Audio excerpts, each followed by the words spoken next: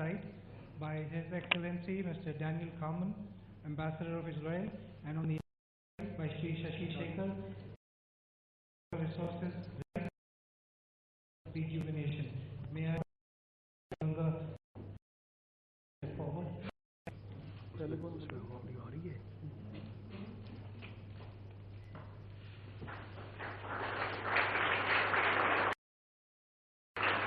Thank you. The second agreement we exchanged is the Declaration of Agriculture. This will be exchanged on the other side by Ambassador His Excellency Mr. Daniel Carmen, by Additional Secretary DARE and Secretary ICAR. Please.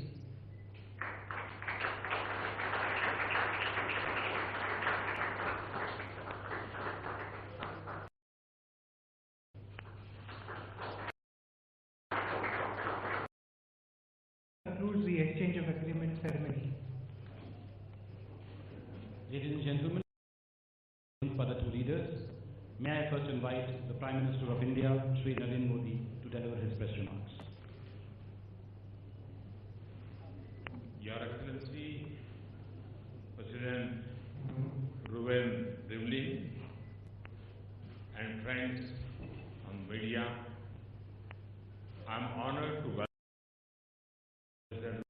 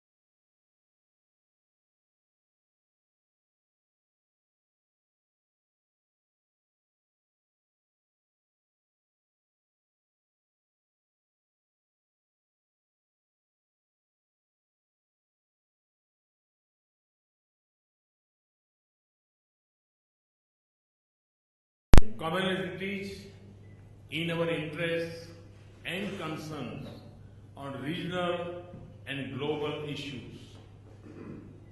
Friends, our engagement is multidimensional and wider-ranging. We are partnering in enhancing agricultural productivity and efficiency, boosting research and innovation linkages, employing applications of science and technology for the benefit of our societies,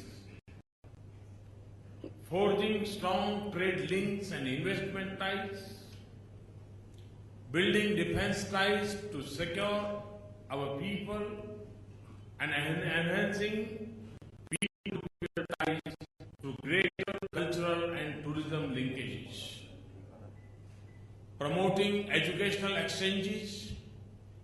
The growing number of Indian students going to study in Israel and vice versa can be an important bridge in our partnership.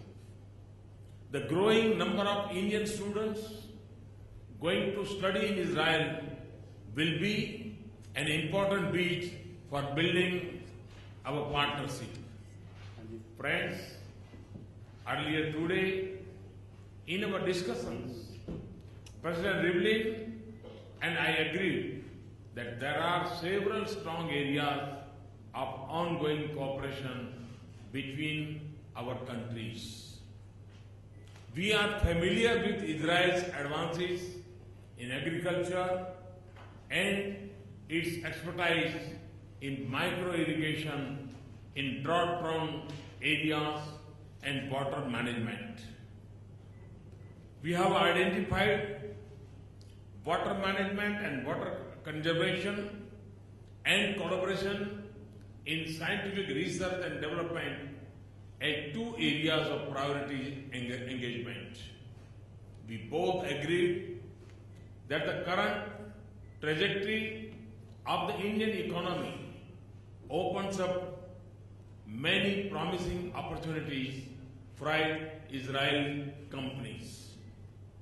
Our economic initiatives and programs and emphasis on innovation, research, and technological development match well with Israel's strengths and capacities. Israeli companies can scale up their tie-ups with our flagship schemes of Make in India, Digital India, Skill India, and Smart Cities.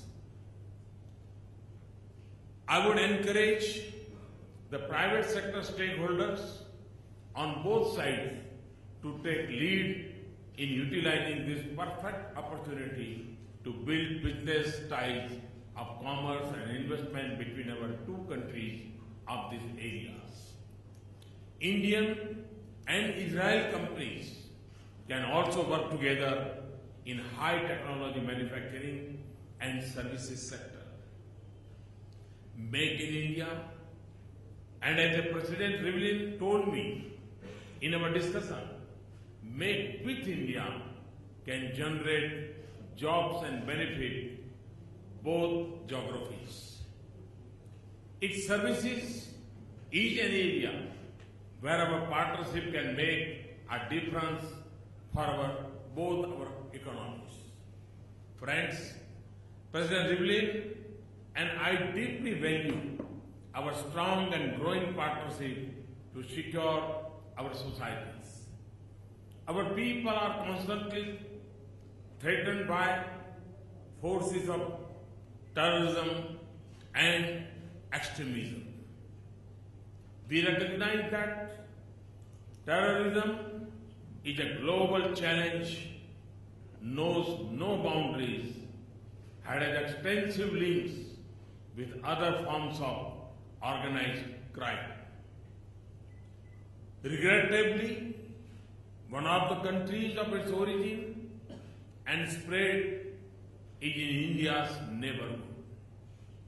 We agreed that the international community must act with resolve and determination against terror networks and states that harbor them.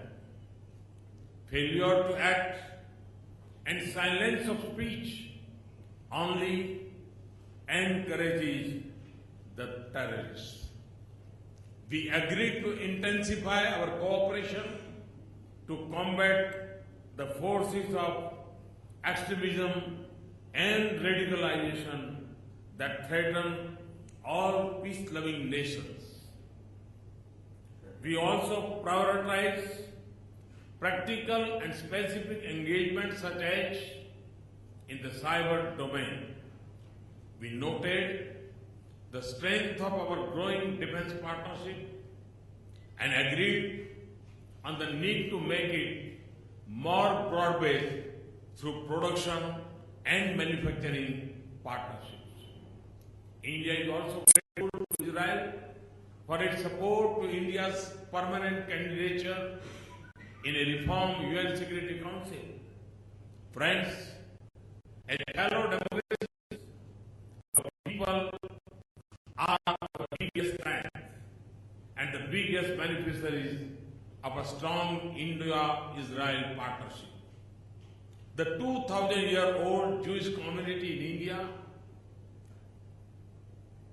represents a thriving link to this past. Today, it is a vital part of our composite, cultural, mosaic, that continues to thrive in their traditions. We are proud of the Jewish community in India. President and I agree that promoting people-to-people contact. It has also strengthened voice of peace, stability, and democracy globally. Your visit provides an opportunity to break new ground and shape new contours of our partnership. With these words, I once again welcome President Rivlin on his first state visit to India and wish him a productive and enjoyable stay in India. Thank you. I thank Prime Minister for his statement. May I now invite His Excellency Mr. Reuven, President of the State of Israel, to deliver his press remarks. Thank you, Prime Minister Modi. Thank you to all the people of this great nation for your warm welcome and hospitality. Together with my wife Nechama, I want to thank you from the bottom of my heart. You have made us feel fully at home in your beautiful country. Mr. Prime Minister, Israel and India have changed history before, and it is time we do it again. We have growing cooperation in agriculture, in water, in solar power, in all of what you call the four-colored revolution, and many more areas as well. As we mark relations, our diplomatic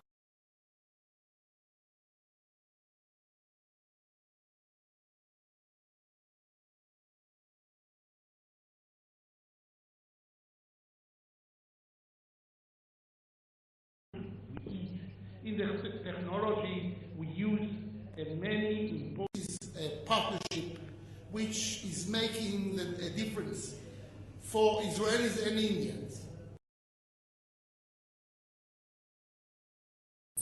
In the technology we use many important areas of our lives. Prime Minister Modi, you have called on the world to make in India. I'm here to say Israel is ready to answer this call. Israel is ready to make in India and to make with India. Israel is very proud of its innovation. We are proud of our ability to make ideas into reality, to make dreams come true. While I am here in your wonderful country, I look forward to seeing with my own eyes how Israeli innovation and Indian industrial power are working all together. It is a source of great pride and our best hope for the future, the mutual future of the entire world. Mr. Prime Minister, on my visit, I will also pay my respect at the sites of terror attacks which claimed the lives of both of our peoples. Israel and India are threatened by terror because we uphold the values of freedom. My dear Mr. Prime Minister Modi, we share our desire for peace and security. Nothing can justify terror. Terror is terror is terror. We stand together with the whole free world in defending our peoples and our values. I have no doubt that my visit here will help the ties and the cooperation between our two peoples grow stronger in security and our ability to keep our people safe in agriculture, in water, in technology, in culture, and in education. At the same time, I want to take this chance to repeat our invitation for you to visit Israel. It will be our privilege and great honor to welcome you in Jerusalem, the capital of Israel. We have so much to share. It is our duty to face the future together. Thank you so very much. Thanks to leaders for their statements. Ladies and gentlemen, this concludes the joint press briefing. Thank you all.